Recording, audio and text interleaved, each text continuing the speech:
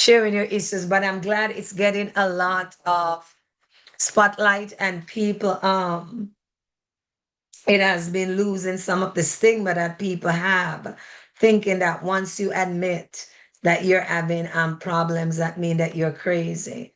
And I tell people you have to be a little bit crazy in to survive in this world. Amen.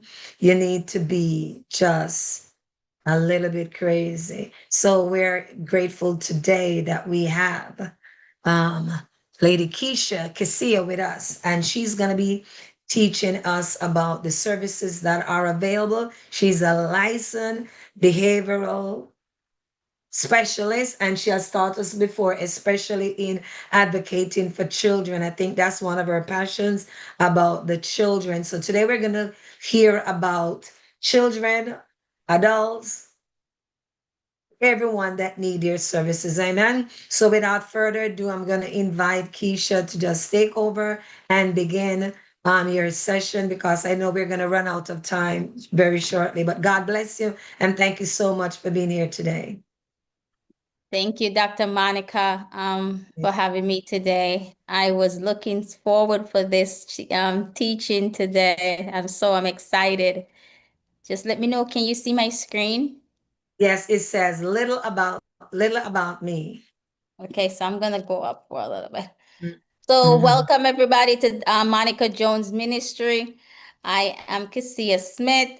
I am here today to talk about mental health services and what is out there for your children with disability, or if you have an adult child, you have a teenager growing and getting into adulthood. What is available? What can you do? What services can help you? What is out there? What can you get through the insurance, whether are in the community?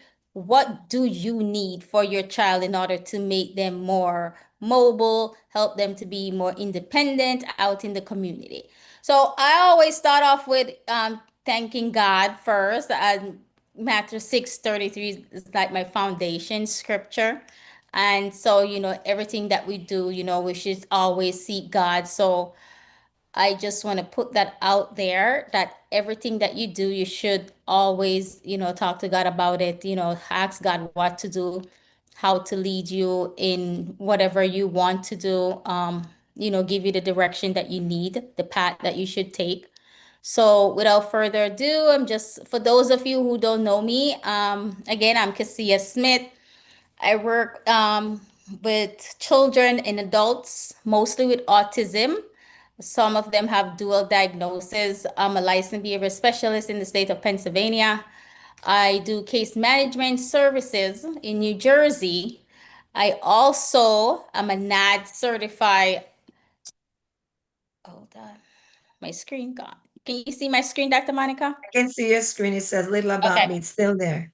Okay, so I'm also a residential counselor. So where I go in the group home and I counsel teenagers, adults, senior citizens in a group home setting. So enough about me. I just want to put a disclaimer out there that information that you will be receiving today is for educational and informational purposes only. It do not take the place of your medical doctor or your healthcare provider. If you need more assistance, you can, always ask your PCP or your psychiatrist as to anything medical concern.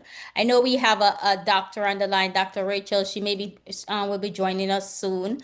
So if you have medical questions or concern, I can, forward those questions to Dr. Rachel when she joins. So advocating for mental health services. So when we talk about mental health, what are we talking about? We talk about how it affect our emotional and psychological and social well-being.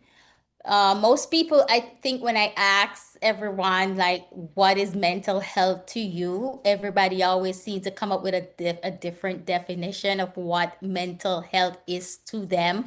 For some people, it can be a peace, it will be how they cope with life challenges. But it is crucial for managing stress and building relationship with everybody and every day and making decisions. So how does it affect you mentally? So if you have so when we talk about advocating for people with disability, or if you look at my screen, these are some of the diagnoses, like mood disorder will fall under like depression, bipolar. We talk about, oftentimes you hear people talk about anxiety. I'm so anxious, my anxiety is acting up. I'm really nervous. You will hear they talk about they have a carrier diagnosis of general anxiety, the panic disorder. If you can see, I list them in different categories. As you see, personality disorder, you have BPD, which is borderline personality disorder. And of course, you have the psychotic disorder, which you have the schizophrenia, the schizophrenics, where they say like, okay, they're hallucinating or some things just don't make sense, or I am not feeling myself. I feel like, I'm seeing things, or you hear them say like, I have auditory hallucination. What that mean is like they are hearing voices. Sorry, my background may be a little noisy. I'm gonna shift for a little bit. But then you hear they talk about neurological developmental disorder, which is ADHD, autism spectrum disorder, and of course you have PTSD, you have eating disorder, or anorexia. You say this, the anorexic, where they are bulimic, where they throw up all the time. So I'm gonna just shift for a little bit. Also, so when we talk about PTSD, it most so align with people who was in combat, or people who was in an accident, or they experienced some form of trauma where they get raped, or something of that nature. Then the doctor might diagnose them with PTSD. So it's like something that they traumatize them. You Oh, also have I the realize that OCD. when I live in that time of this. You also have those who have OCD, the obsessive with things. They line things up, or they keep going back and forth to doing one thing repetitively over and over again. And I just give it like a little bit more breakdown of in categories, where you have the trauma related disorder, which is we talk about the PTSD. And of course, you see most of the times, in the program that I work with, in it's called supportive housing program, we have most of the adults, say I'll say 20 going to their 50s, they struggle with substance disorder. So they will carry that diagnosis, addiction, where they need you know IOP programs, which I'm going to talk about later down in this presentation. If you have any questions, feel free to throw it in the chat, and I will review them as I go along.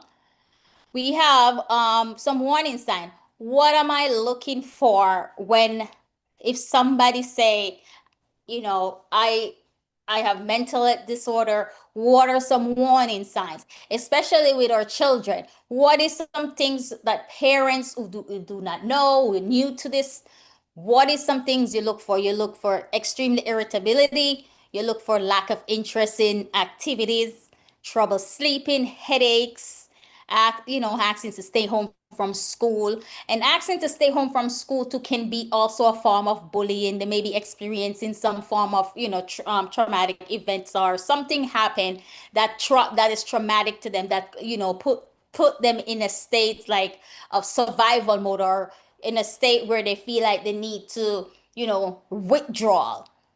So, one of the biggest thing I will hear some of my clients say, I'm just not acting like myself today. I don't feel like myself. Or you hear them saying they'll withdraw, don't want to meet for services. So those are some of the things that you will look for in a client, or your children, or you even so your adult child, with mental health disorder.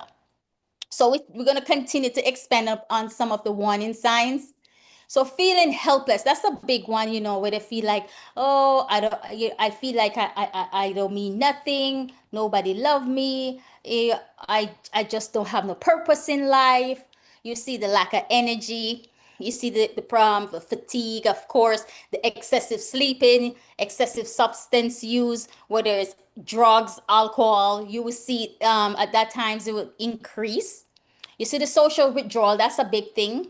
Because even us as case manager, when we go out to some of these homes, they don't want to meet you. They would either not answer the door, they would not answer the phone, and there's nothing you can do, but they just withdraw. You just have to, continue to, push. And there's services in place for when that happen.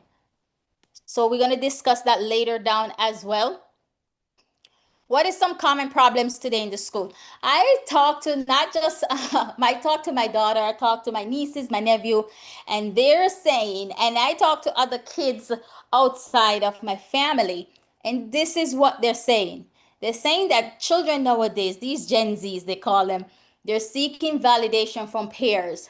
And I hear this all the time. Peer pressure is real. The pressure to be a perfect teen, and the pressure from family members, and the pressure to be a perfect teen stem from the way I look, or I have to make sure that I dress a certain way to go to school. I got to look a certain way, or else I get make fun of.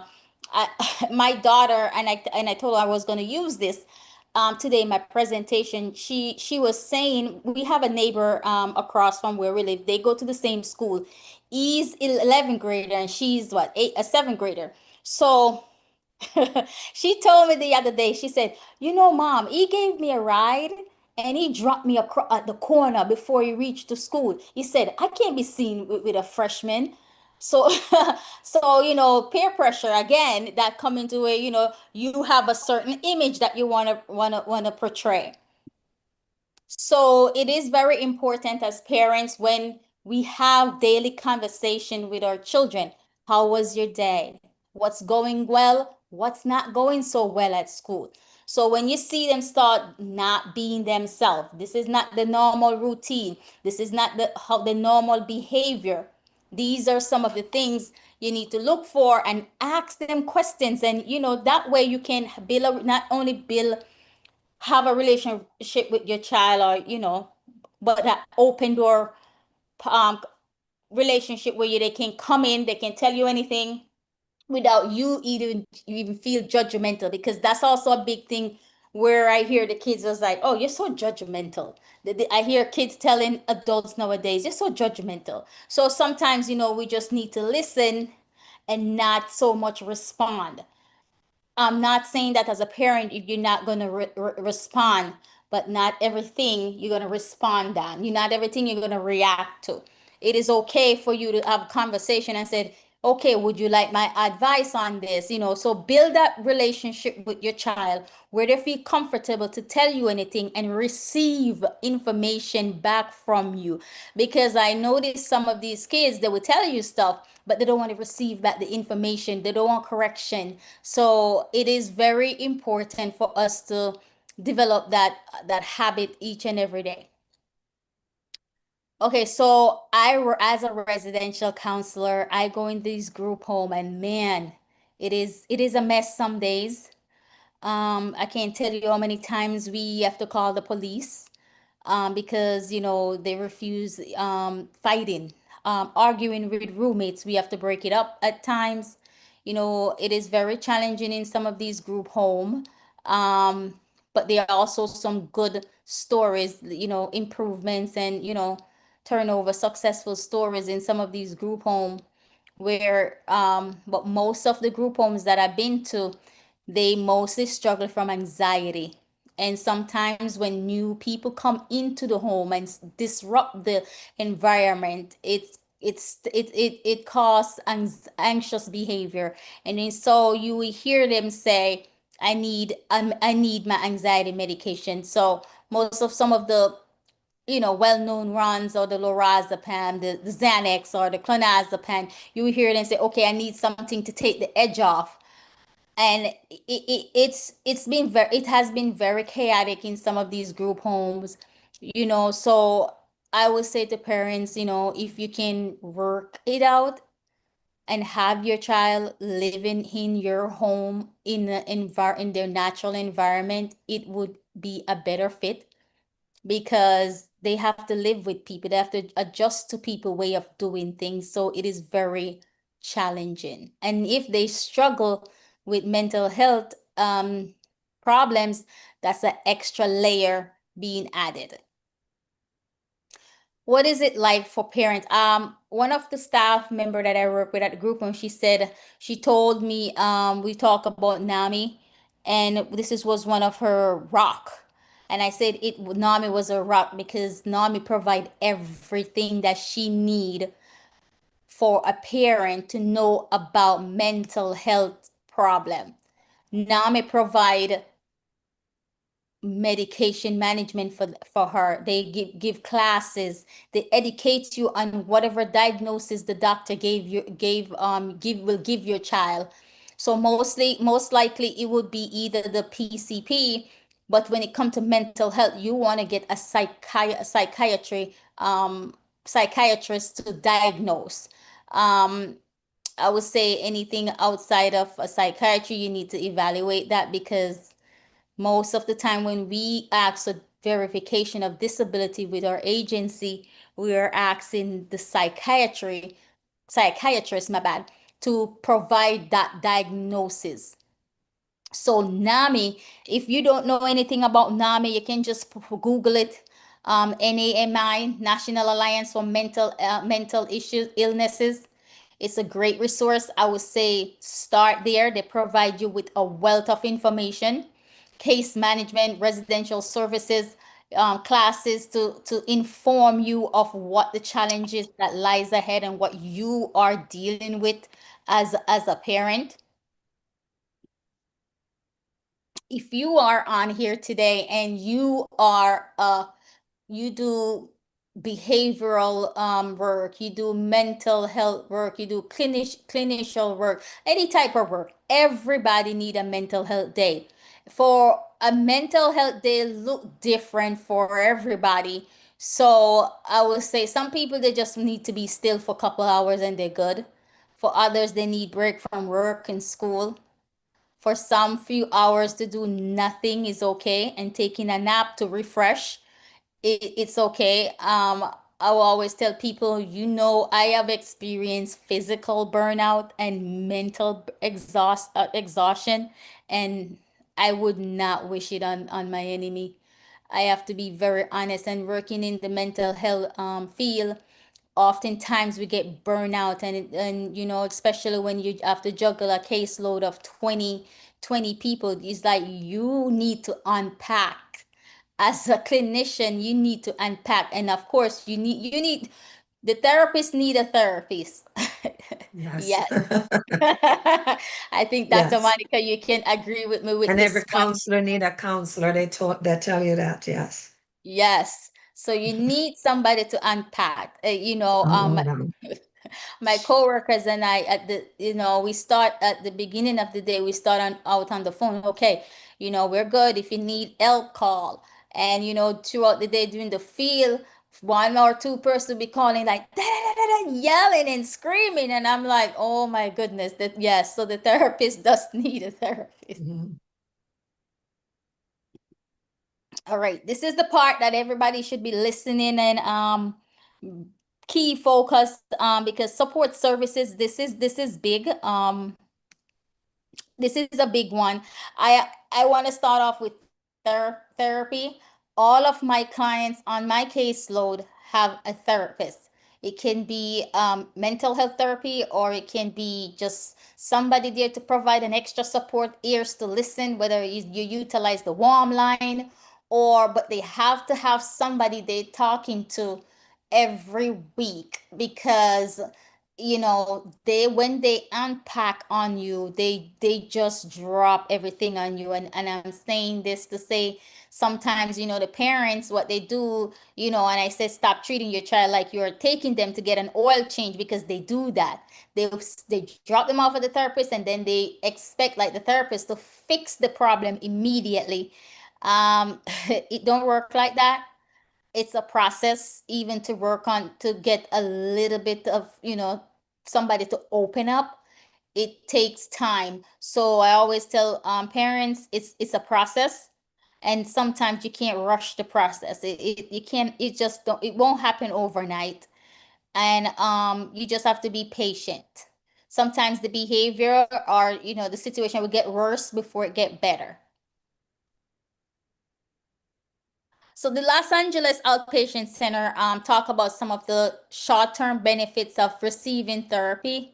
So they talk about relieving of quick symptoms or ease of depression or feeling anxious.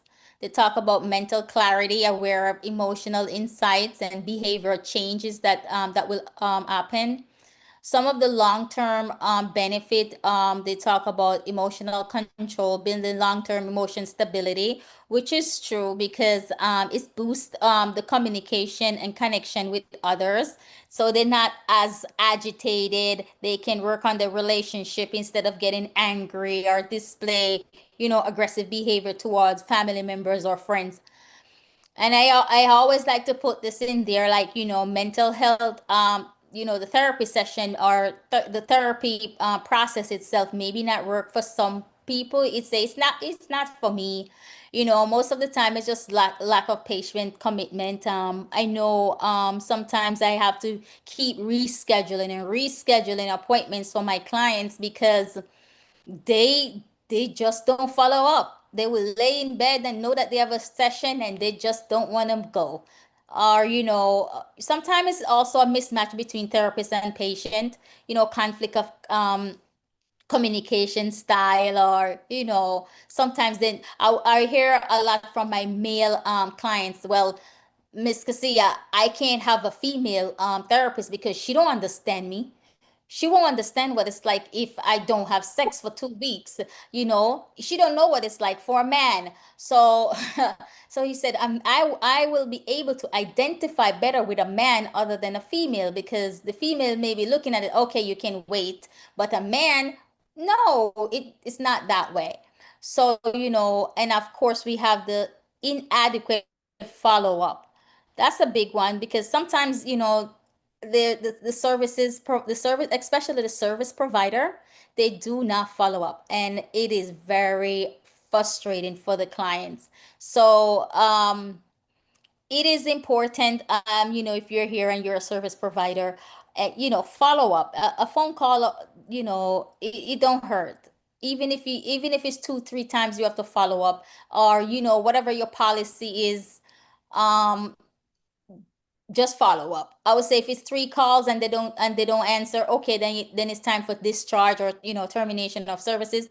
That's fair. But don't have one session and don't follow up, or you have your child go to one session and then drop out after the second or the third, because you can't follow up. You can't go bring that child to the session. So I just want to throw it out there. If you don't have transportation, you can find a telehealth provider where you feel comfortable to talk to somebody in within your own home, in your own bedroom space, wherever, in your own privacy, wherever you feel comfortable. That way you don't, some people like to go in person, some people don't.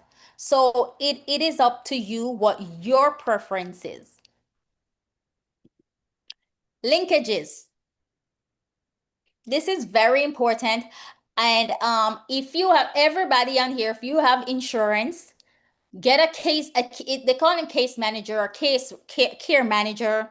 Um, but there are with your insurance, you can get a care manager to help you find the provider that you need. Sometimes they will give it, if you call the insurance and said, I need a dentist in my area, and they will send you like a long list of dental provider. But when you call like 5 or 6 of them, they're not participating with your insurance. So getting a case manager or a care manager, it it will better for you. It's very beneficial. It doesn't matter what insurance you have, and getting a care manager or a case manager is also helpful because they will tell you what type of services extra services you can receive in your insurance. I know a lot of the insurance now, they provide gym membership, they provide weight management services, they provide, nutrition services, which is also fall under the medical component. But getting, even if you don't want to, you paying for a gym membership package right now, you can call your insurance and ask if they pay for gym membership, and that's fall under health and wellness. So another very important services to everybody, to if you have a child or an adult with autism, any disorder, any diagnosis, any disorder at all.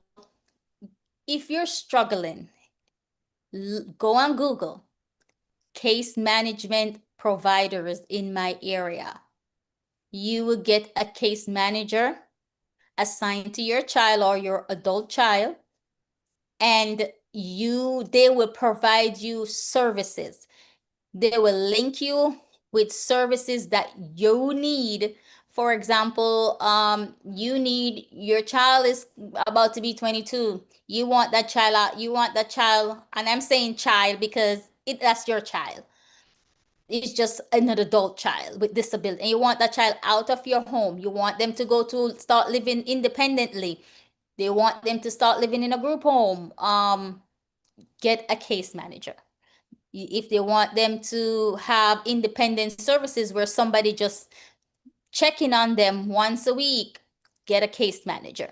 A case manager right now is the biggest thing to help a lot of people with getting services, because I had a situation the other day where the dentist, one of my client was supposed to do surgery and he's scared, and I keep rescheduling the appointment for him, and as a case manager, I have to, transfer those services. I have to give him, even though I advocate for him, I have to teach him those skills. So I sat beside him, and he called the dentist provider, and they told him, well, you can't we can't provide services to you no more because you canceled 3 times now. I'm sorry, we can't provide services for you. So you missed 3 4 appointments. So I know without a doubt that I cancel those appointments on all those dates and before 24 hour. So she did not know that I was listening. So I got on the phone. I introduced myself, what company that I work with, and I said, I'm sorry, I don't know if you know, but we're dealing with people with disability here, mental health problems. Sometimes they don't want to get out of bed. They don't show up for their appointments. So she's saying, well, he missed the appointment. So I said, okay, can you please give me the dates of the appointment time that he missed? Because I said to her, she was like, she start fumble now. So I was like, okay, because I said, he didn't miss no appointments. I cancel those appointments at a reasonable time according to your policy. So if my client did not have me as a case manager, the provider would just say, okay, we're not working with you no more, not knowing that, they have mental health challenges and they have to provide care for them in a different way. Housing choice voucher program. This is a big one because if you have, a child don't stay a child anymore. They grow up to be an adult, and sometimes they will stay at home, sometimes they don't. They want to live out on their home. They want to live out in the community. They have normal life just like anybody else. So we have housing choice voucher programs such as Section 8, low income, and if you live in the New Jersey area, I know the Division of Mental Health, they call them DCA. They have a housing program for adults with disability if they're homeless, if they was veterans, if they have some form of domestic violence, um, they qualify if they have a disability. There also a program in New Jersey. They call them DAYSAC, which is a domestic violence program for women, especially who have experienced abuse. They put them in the hotel, until they can help them find a voucher or somewhere to live away from that, abuse partner. So these are some things we should look into. And again, I just spontaneously just was on YouTube the other day, and I log into IPC, and I heard Prophetess Moulton. She was praying on documentation affliction, and I smile because it is so true. If you sometimes when you go to social services, which I'm going to talk about in maybe through 3 slides down, I took few clients the other day to social services, and they open at 8 o'clock. My client sat there until 8:30 before somebody actually come and meet with them to talk about their documents and what they need. So, having a case manager, when you go to social services, you want that case manager accompany them. If you have an adult child, they might, know what to do, but as a parent, as a family member, you want to provide that extra support because they'll have them sitting down for at least an hour. And sometimes I have to be advocating for my clients, like, I'm sorry, my client been sitting here for over an hour now. There's nobody in here. I can clearly see the chairs are empty, but your social workers are in the back and nobody coming to meet with my client. This is very bad. So when I think most of the time when I tell them, okay, I think we're gonna have to call up the chain of command, they step up the game. So you need like a social, a case manager to help you, or a family member who is well equipped with to assist you with some of these programs, because right now the way the insurance is going, some of my clients, they can't get the services. They're telling them they're not paying for some of the medication. I know the other day one of my clients got a letter saying that they're they're billing, they're not participating with CVS anymore because they're not part of the pharmacy network. So they have to find a different pharmacy. What if CVS is the only pharmacy in that area? So what you have to do, you also have to, if you're not aware, you can get your medication mailed to you. But sometimes it's very hard. So now you have to find out one of those local pharmacy that deliver every daily and consistently, and where you can trust that you don't have to pay a fee for delivery, because sometimes if you find some of those local pharmacy, they will deliver free if they have maybe 5 or 6 other patient customers in the area. So this slide is, I know a lot of people in home do not like to call crisis management. They don't like to call the police. I am sorry to say, but when I go in a home and that client is in crisis, I am calling screening. They will either ask questions, what is going on. I know sometimes parents, like, they don't like to call people. I don't want people in my house, but I'm sorry, you have to get over that fear. I really sorry to say this, but you have to get over that fear. I don't want people in my house. Why you don't want people in your house? You need the services. Sometimes it is too hard to handle on your own.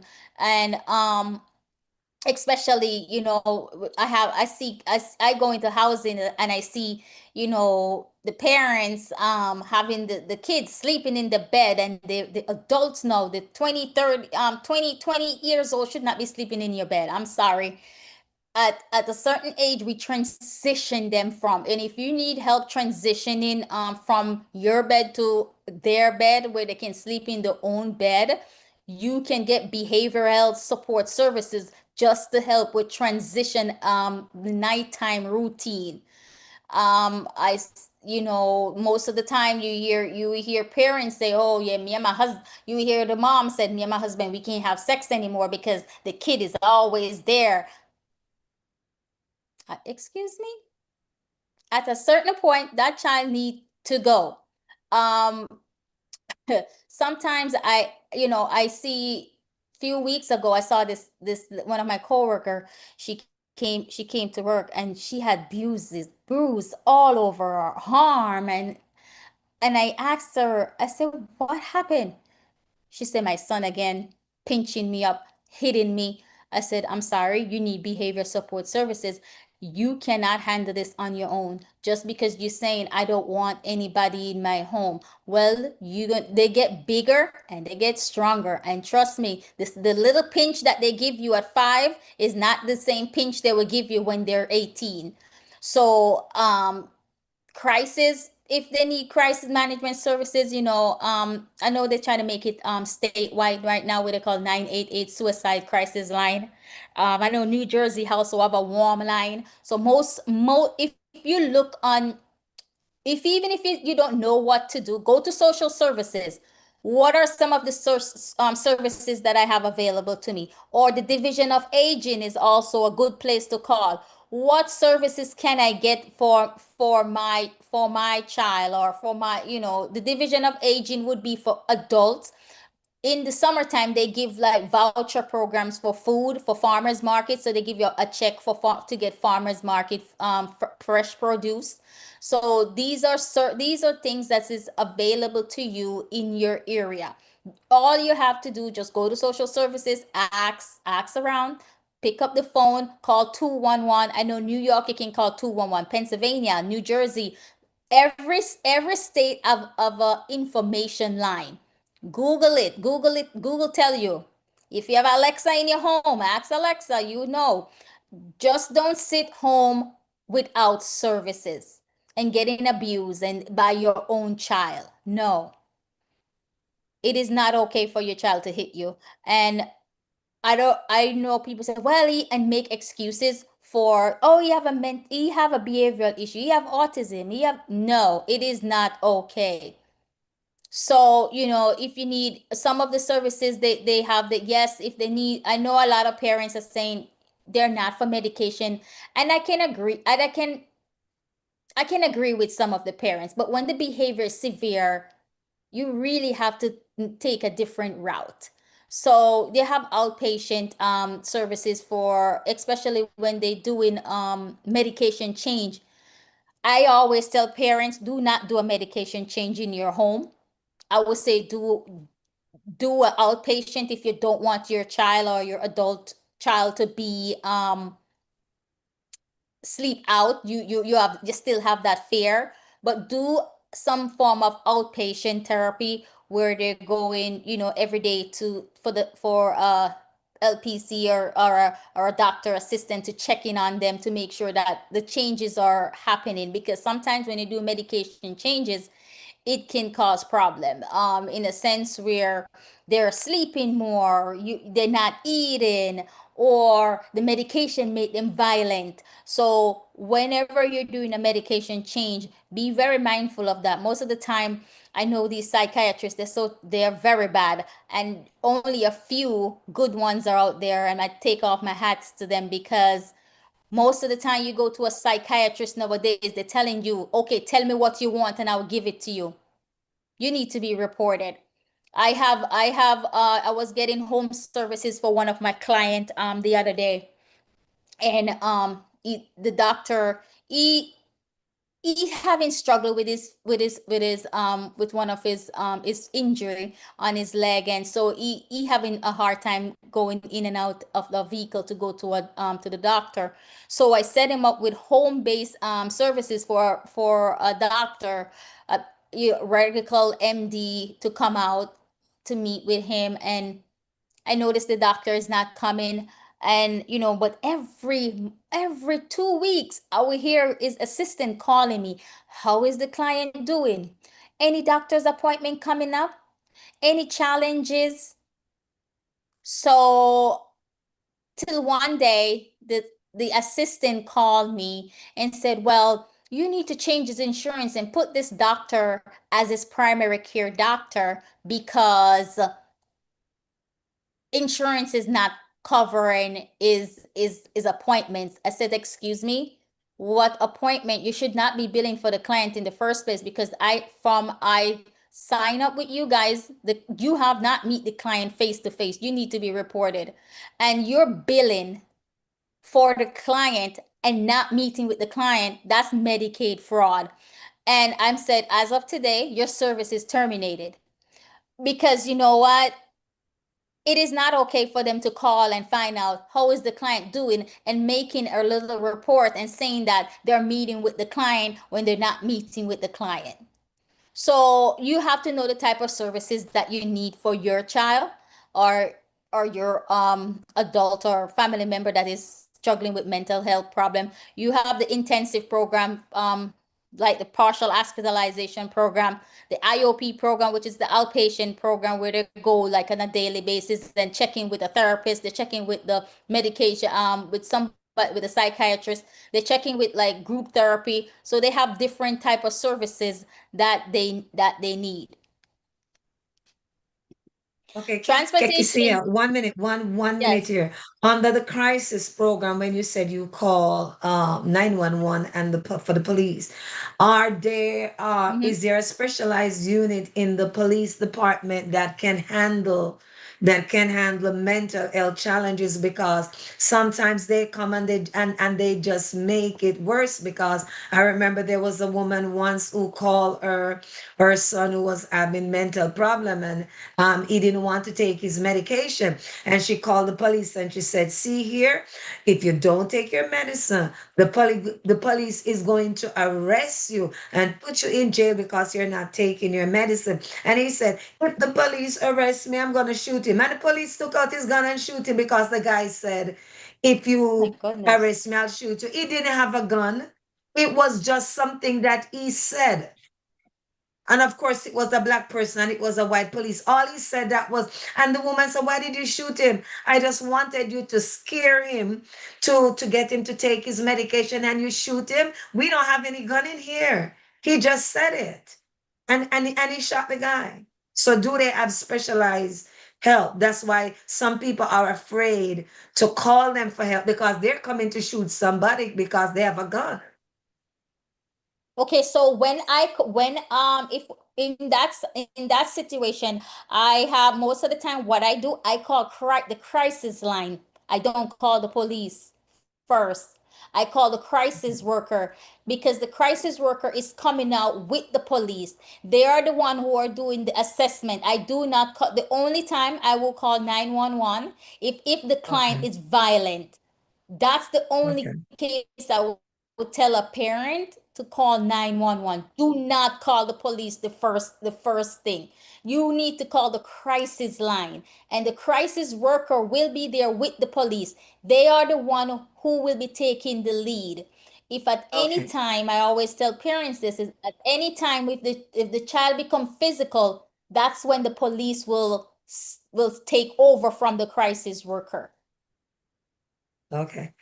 But calling the police is never the first thing that we do, because the police, they come in with force. Yes. And I agree with Dr. Monica. Like, sometimes when that's the thing, if they're not medication compliant, you need to report that to the psychiatrist, not to the police to call to scare. Because when the police Mm. come, they're not coming to scare. They're coming to we call it, they're gonna 302 you. That's the code for you're gonna go to the hospital. So when they come, sometimes they depends on how the client behave, they will restrain. Mhm.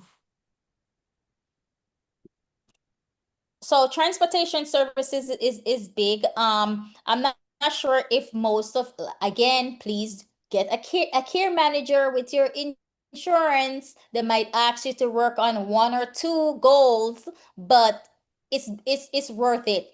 If you get your insurance, most of the insurance they pay, if you don't have money to go to the doctor, your insurance will pay for transportation services. Some state, they call them share rides, some call them motive care, some call them whatever your county name is. Just so you know, because of the amount of need for transportation to and from medical appointments, they are now contracted with Uber and Lyft. So So most of the time, you're not getting that big bus that come and you have to sit there on the bus with five, six, seven, 8 people. You are in a taxi. There's also a service called Danny Ride. If you it's a really good program where you go and you set up transportation. They will take you to your doctor's appointment. It's very good. I have signed up with it with for some of my client recently because it is it's I have too many consumers in order to be I can't be in two places at one time. So some have to take Danny ride, some have to take the share ride, what we call it, and they take them too. They wait for them. They will come back for them. Some people wait because they know that the appointment maybe 10 20 minutes. Other people they will just come back because they already have it scheduled through the transportation services. This is a big one, financial services. If most of the time people who have apartment who are trying to get a brand new apartment, move into these apartment, they don't have the money. Again, Google is my best friend. Go and in most state you have a Catholic charity, you have a family promise, you have LIHEAP that is through your state, your county, whatever. It's social services, but if you have a low income, they will pay for it. If you make a lot of money, I would say maybe over 45, 50,000, they will not pay for it. You do not qualify. No.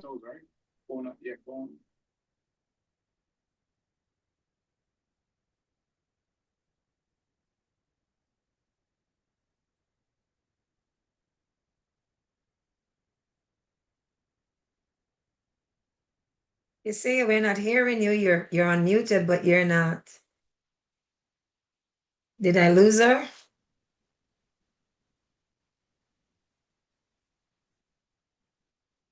Uh-oh. Okay, so we had a disconnect right there with Kesiah, so we're gonna wait for her to come back. But I hope you're getting the information.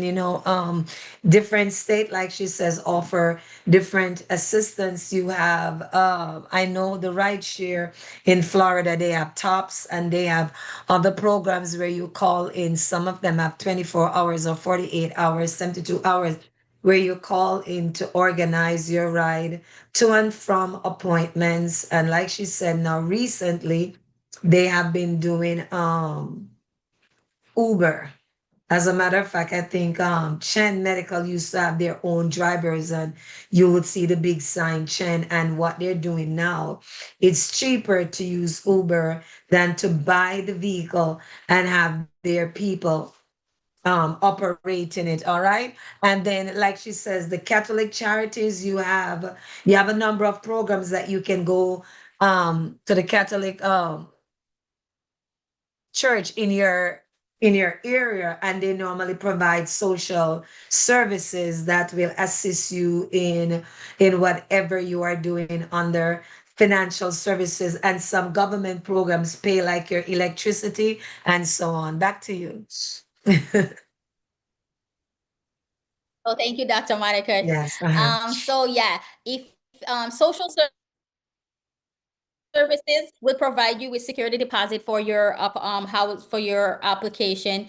You just have to provide proof of the whether it's the lease. You have the LIHEAP, like I was saying earlier, to help you pay with your energy assistance, your light bill. Mhm. You have the local, you have the rental assistant. So they will provide you with rental assistance if you have a fixed income. Most of the time, if you have a fixed income, whether it's SSI, SSD, you qualify for these services.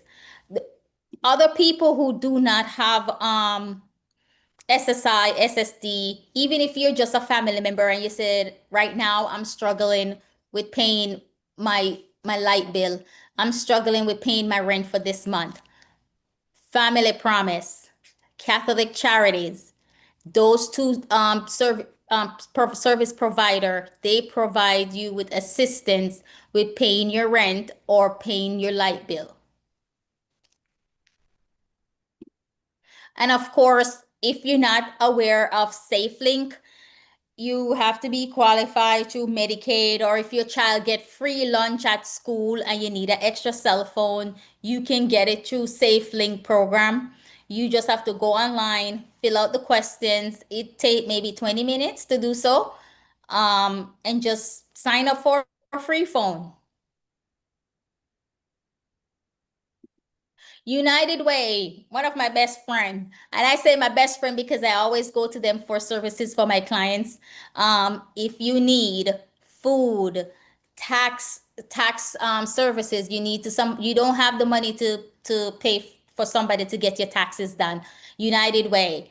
Norwest Cap also provide tax services for people who with low income, or if you don't have any money, they will either give you a waiver and you'll be able to they'll be able to assist you with filing your taxes. Child care, senior care, United Way again. I love United Way. Even if you are struggling again, you say, this month I don't think I can pay my rent. I can't meet it. Contact United Way. Salvation Army. Every state, all I would say, have a Salvation Yeah. Army, a Red Yes. Cross. So any disaster program, Red Cross. I know family members, especially when they're overseas and they can't get their spouse to come home. So you have a child that have to do surgery. You can't get your spouse to come home. The military will not release them. Call Red Cross. Red Cross will pay the ticket and send them and reach out to their commanding officer, and they will send them home because it's considered an emergency. So Salvation Army, Red Cross, they provide food. So pantry, that's another extra services there for food. They also provide financial assistance. They provide a shelter program for if you're homeless, if you don't have anywhere to go. Salvation Army.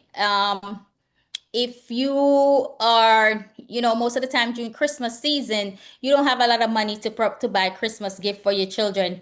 Salvation Army, fill out the application and get it in early. I would say, before no around October, November time. Don't wait for December because a lot of people are applying for the same services. I know they do what is the toy drive, the toys for tots. I think that's what they Yes. call it too. Yes. Yes, they have those programs, so you don't have to, say I don't have anything to Christmas gift to give my children this year. They give clothes, so apply for those services. Just a reminder again, NJ 211, PA 211, New York P 211. I'm not sure what it is in Connecticut. I'm not sure what it is in your state.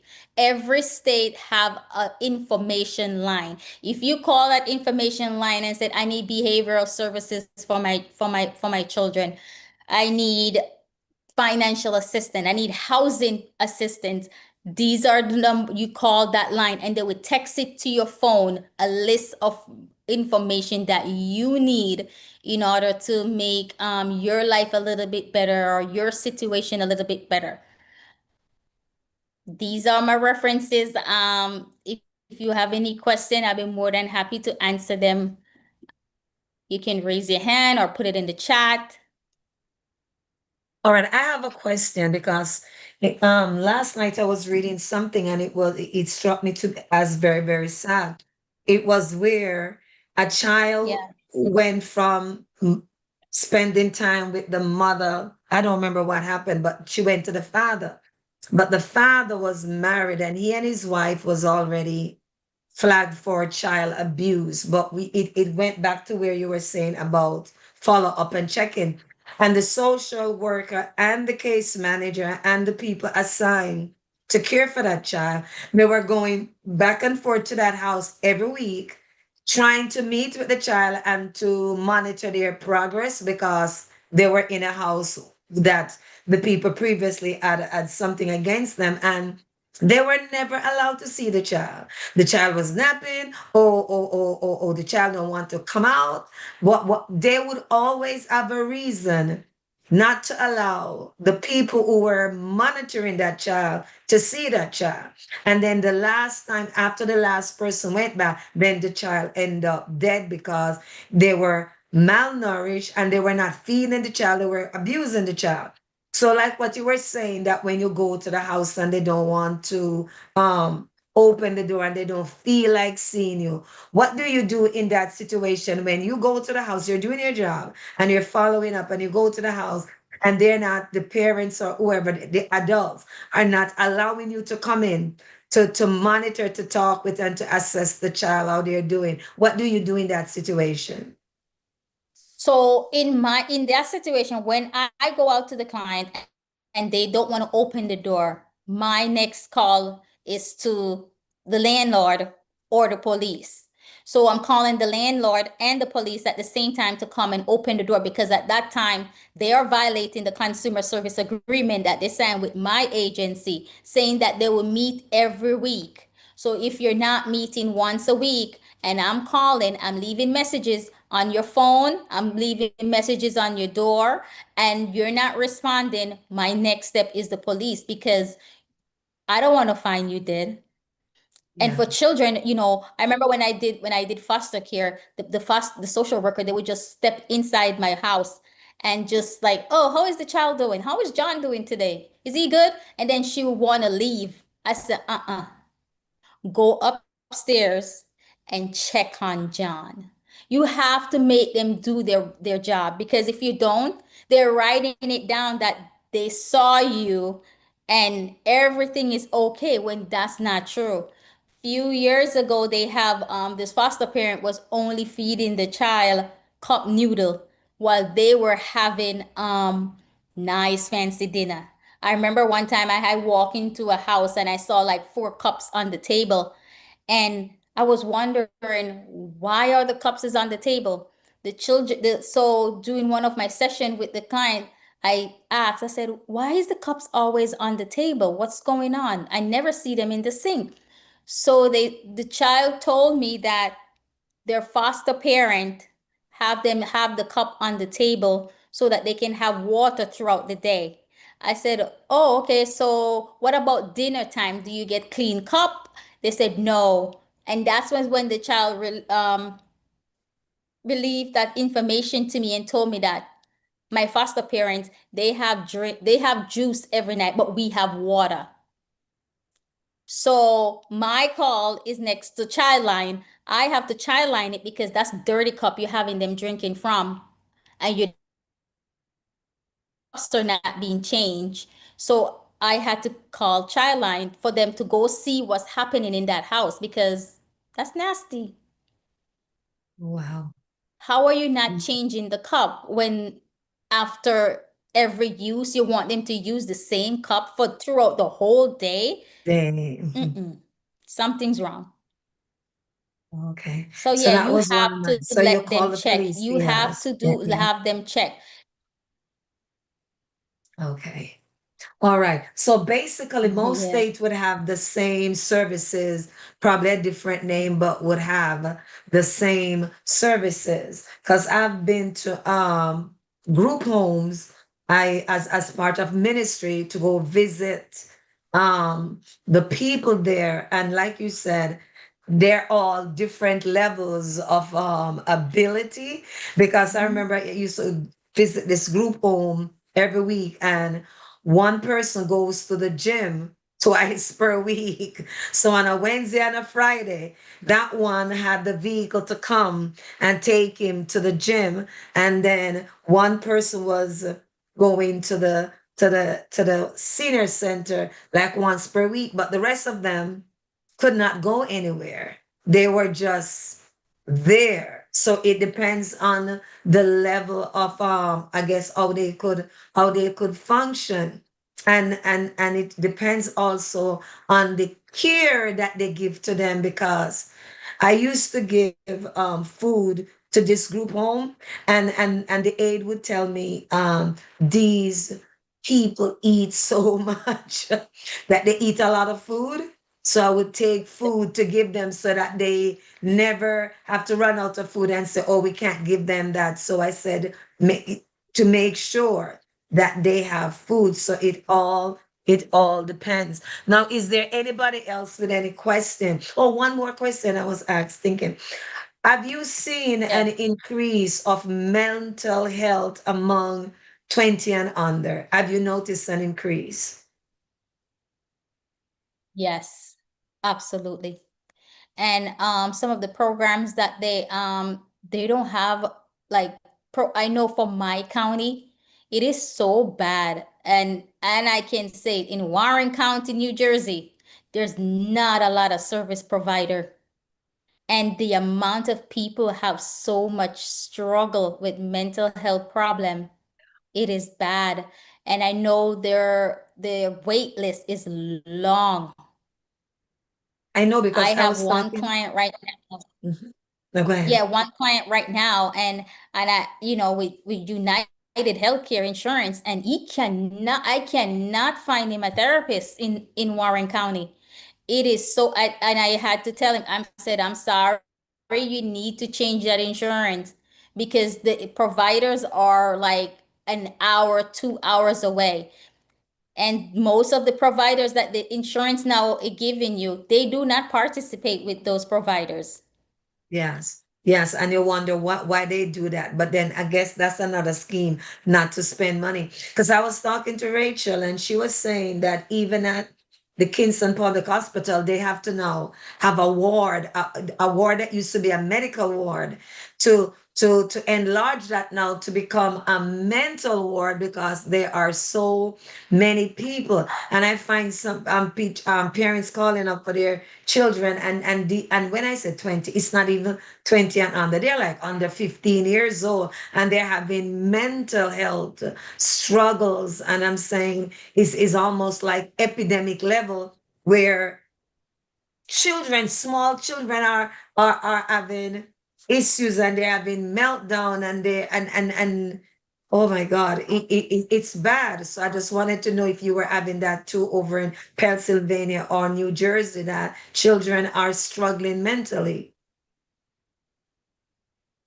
Yes, Dr. Monica. And the problem that they're having now is that they can't, the hospital, if you take them to the community hospital, they do not have beds to host them. So they're calling out to different hospital that is 2 hours, 3 hours, even in different state to take these kids, because they do not have the Mm. space to assist them in that area.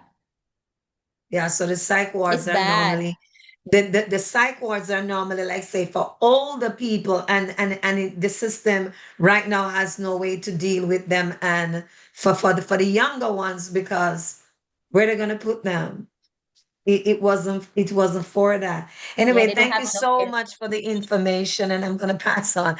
I hope we're gonna remember United Way. I did not realize that United Way offers so many much helped in this era. So I'm gonna pass that on to some people because I know about the Catholics always doing charitable work, but I did not know United Way was a participant. So I'm gonna pass that information on to somebody that I think can use those services. Amen.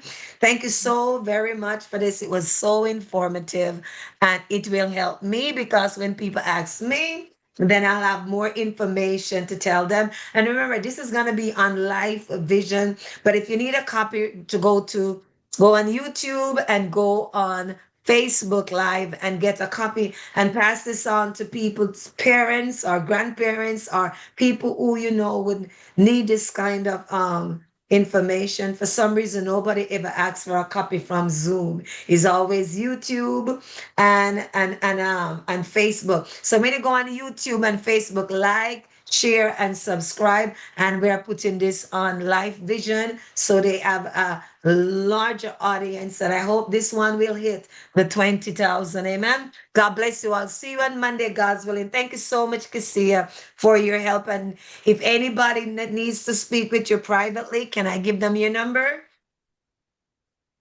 Yes, go ahead, Dr. Monica. All right. Okay. Thank you so much, everyone. Thanks for being with us. See you on Monday, God's willing. Enjoy the rest of your weekend. And by God's grace, we're going to transition into March because believe it or not,